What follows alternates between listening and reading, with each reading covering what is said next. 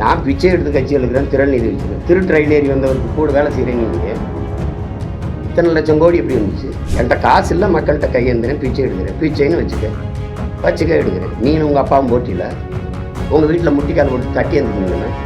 என்னை அவமதிக்கணும். நான் பெண்களை மதிக்காதவன், இழிவாளுகிறவன், அவள் போலீஸ்காரர் குடும்பத்தை பாருங்கள் இப்படி எழுதுகிறாருன்னு. என் குடும்பத்தை எழுதுனதுன்னா நீங்கள் ஒரு தடவை போடுங்களேன், எடுத்து அனுப்பட்டா.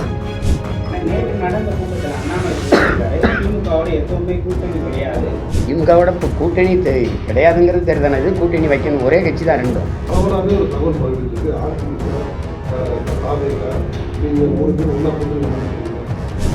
பேசத்தான் செய்வாங்க. கட்சினா ஒரு இப்படி கூட்டணி அமையுமோ, இப்படி ஏற்பட வாய்ப்பு இருக்கோ அப்படின்னு பேசுகிறது தான்.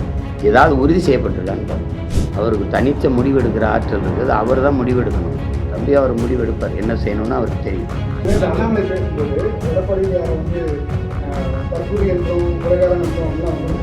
அமைச்சராக இருந்து பல முறை இருந்து அப்படி வந்தவர். அவர் போய் டப்புன்னு தற்கொலைக்குறின்லாம் பேசிக்கூடாது. இங்கே இருக்கிறவன்லே அவர் நல்ல புத்திசாலி தான்.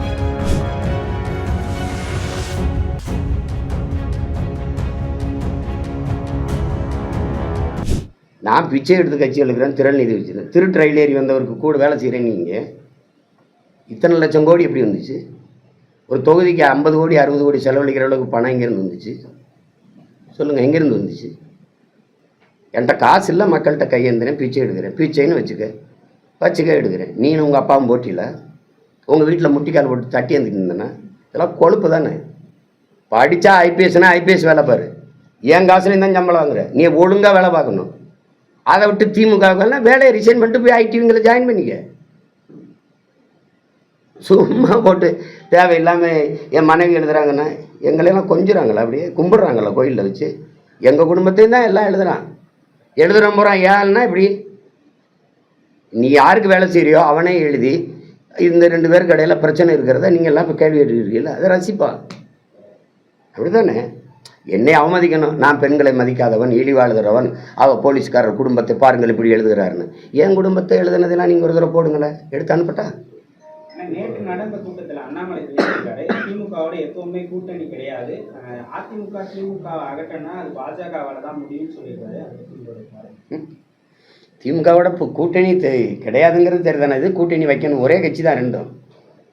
அதை போய் எது கூட்டணி வைக்கணும்? எது கூட்டணி வைக்கணும்?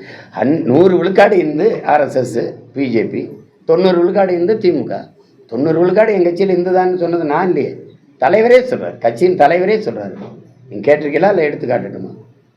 அப்புறம் ஒரு தகவல் பகிர்ந்துருக்கு. அதிமுக தாவேக நீங்கள் 3 பேர் ஒன்றா கூட்டணி அமைக்க போறீங்க, 2026 அப்புறம் தேர்தல் சந்திக்க போறீங்க. அது எந்த வரையில் வரும்? இப்போ இது என்ன தெரியுதுன்னா, இந்த புரணி பேசுவோம்ல, அவ அந்த வீட்டில் என்ன நடக்குது தெரியுமா, இந்த வீட்டில் என்ன நடக்குது தெரியுமா, ஏதோ ஆகிறத பேசுங்க. அது பேசத்தான் செய்வாங்க. கட்சினா ஒரு இப்படி கூட்டணி அமையுமோ, அப்படி ஏற்பட வாய்ப்பு இருக்கோ அப்படின்னு பேசுகிறது தான். ஏதாவது உறுதி செய்யப்பட்டிருக்கான்னு பாருங்க. அதுக்கு நாட்கள் இருக்குது. 2025 அப்புறம் தான் யார் யாரோட போகிறா என்ன பேசுகிறான்னு தெரியும். எங்களுக்கு ஒரு தனித்த கனவு இருக்குது, என் நாட்டை எப்படி ஆட்சி செய்யணும்னு இருக்குது. அது நீண்ட காலமாக எங்கள் முன்னோர்கள் சுமந்த கனவு தான். இப்போ அதுபடி பார்த்தா நம்ம யாரோடும் சேர்ந்து செய்ய முடியாது. எங்கள் கோட்பாடு எங்கள் கொள்கைகளை ஏற்றுக்கொண்டு ஒருத்தர் வரணும்.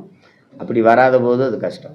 இப்போ எங்களை மதித்து வாக்கு செலுத்துகிறாங்கன்னா இந்த பிள்ளைங்க தனித்து நின்று யாரோடும் சேராமல் நோட்டுக்கும் சீட்டுக்கும் போகாமல் நின்று போட்டிடுவாங்கங்கிறனால தான் மதித்து வாக்கு செலுத்துகிறாங்க. அப்புறம் திருப்பி அந்த வேலையை நம்ம செய்ய முடியாது. அது யோசிக்கணும், நிறைய யோசிக்கணும். அது காலம் இருக்குது. உங்கள் அரசியல் அனுபவத்தை வச்சு விஜய்க்கு நீங்கள் என்ன சொல்கிறாங்க?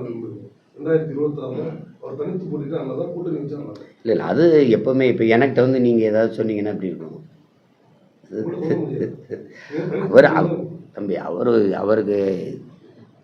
அவருக்கு தனித்த முடிவெடுக்கிற ஆற்றல் இருக்குது. அவர் தான் முடிவெடுக்கணும். தம்பி அவர் முடிவெடுப்பார். என்ன செய்யணும்னு அவருக்கு தெரியும். நம்ம போய் அது தேவையில்லாத இருக்கும். தம்பிக்கு அவர் அண்ணன் என்ன சொல்லணுமோ அதை சொல்லிட்டேன். அமைச்சரவை மாற்றம் செய்ய முடியாததோட வெளிப்பாடு தான் ரஜினிகாந்த் அன்னைக்கு மேடையில் பேசுகிறார். அமைச்சரவை மாற்றம் செய்ய முடியலங்கிறது தான் ரஜினியோடைய பேச்சு வெளிப்பாடு. அது சும்மா அது அவங்களுக்குள்ள நட்பு இருக்குது, சும்மா இருக்குது. நகைச்சுவைக்காக பேசுனதா, ஒரு இதுக்காக பேசுனதான். அது எனக்கு அப்படி தோணலை. அவங்க 2 பேருக்குள்ளே இன்றைக்கி அது ஐயா துறைமுருகன் அப்படி எடுத்துக்கிறவர் இல்லை. அதாவது அவ்வளோ மூத்த அமைச்சர் இருக்கும்போது குறிப்பாக ஒருத்தரை பேர் சொல்லி சொன்னதில் அவர் காயம்பட்டிருக்கலாமா வெளியே, அவர் அப்படி எடுக்கிறது இல்லை. அவர் பதிலுக்கு காட்டமா வயசானவங்க நடிக்கிறாங்க. அதுவும் சும்மா அதே நகைச்சுவை எடுத்துக்கிறீங்களேன், என்ன இருக்குது, இது ஒரு பிரச்சனை இல்லை.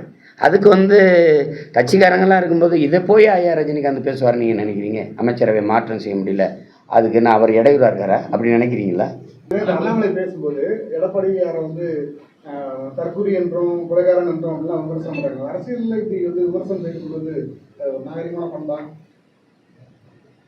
அதில் ஒரு இதை நான் ஐயா எடப்பாடி பழனிசாமி சொல்கிறேன், தம்பி நீ நியமிக்கப்பட்ட தலைவர், நீங்கள் உருவான தலைவர்லாம் ஒன்று, உங்கள் கட்சி ஆட்சியில் அதிகாரத்தில் இருக்குது, அது 5 ஆண்டு முழுமையாக ஆட்சி அதிகாரத்தை அனுபவிச்சுட்டு இருக்கும்போது முழு வலிமையோடு, அப்போ 2வது முறையும் இருக்கும்போது உங்களை கூட்டிகிட்டு வந்ததில்லை, மாநில தலைவராக நியமிக்கிறாங்க.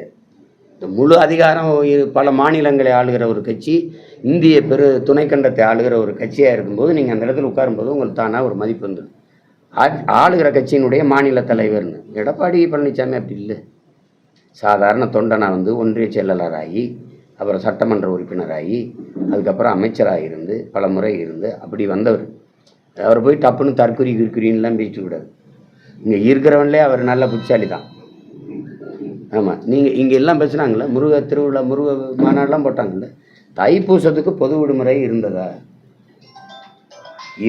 விநாயகர் சதுர்த்திக்கு இருந்தது, சரஸ்வதி பூஜைக்கு இருந்தது, ஆயுத பூஜைக்கு இருந்தது, எல்லாத்துக்கும் இருந்தது. ஆனால் தைப்பூசத்துக்கு தமிழ் இறைவனுக்கு முருகனுக்கு இருந்ததா? இல்லை.